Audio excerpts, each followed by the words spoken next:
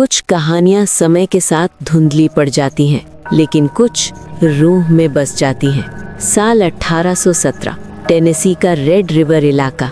John bell नाम का एक किसान अपने परिवार के साथ एक खुशहाल जिंदगी जी रहा था। पर एक दोपहर मकई के खेत में उसे एक अजीब सा जीव दिखा, कुत्ते जैसा शरीर और खरगोश जैसा सिर। जॉन ने गोली चलाई, पर वो चीज ओझल हो गई। उस शाम से बेल परिवार की किस्मत बदल गई। खाने की मेज पर अदृश्य थप्पड़ों की आवाजें आने लगी। रात को बिस्तरों से चादरें अपने आप खिंचने लगी। ऐसा लगता था जैसे घर की दीवारों के अंदर कोई चीज रेंग रही है, जो बाहर आने के लिए बेताब है। हफ्तों तक ये सिलसिला चलता रहा और फिर वो शक्ति बोलने लगी। पहले फुसफुसाहट, फिर चीखें और अंत में एक साफ इंसानी आवाज। उसने खुद को केट बताया, एक ऐसी चुड़ैल जो जॉन बेल से नफरत करती थी। वो ताकत सिर्फ परछाई नहीं थी, वो बेल परिवार की बेटी बेट्सी को बेरहमी से प्रताड़ित करने लगी। उसके बाल खींचे जाते, उसे हवा में उछाला जाता और उसके चेहरे पर थप्पड़ों के निशान उभर आते।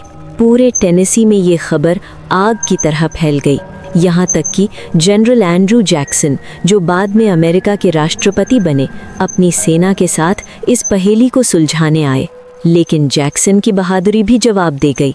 जब उनकी बग्घी के पहिए बिना किसी वजह से ज़मीन में धंस गए और अदृश्य हाथों ने उनके सैनिकों को पीटना शुरू किया, तो जैक्सन ने कहा था, मैं पूरी ब्रिटिश सेना का सामना कर सकता हूँ, लेकिन इस रूह का नहीं।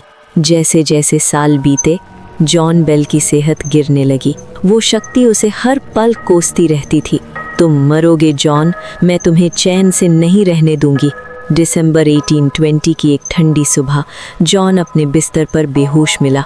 उसके पास एक छोटी सी शीशी मिली जिसमें एक रहस्यमयी काला तरल पदार्थ था।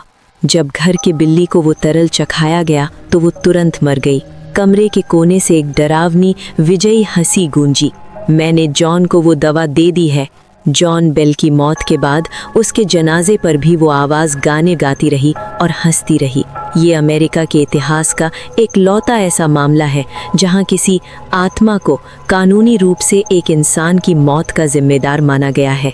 कही जाती है कि द बेल विच ने जाते जाते वादा किया था कि वो 100 साल बाद वापस आएगी। 1935 में उस इलाके के लोगों ने फिर से वही अजीब आवाज़ें सुनने का दावा किया।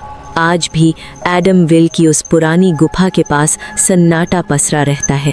पर्यटक वहां जाते तो हैं, लेकिन कोई भी वहां रात बिताने की हिम्मत नहीं करता। क्या वो सच में एक चुड़ैल थी या कोई प्राचीन अभिशाप? जवाब शायद उन गुफाओं की अंधेरी दीवारों में आज भी दफन है।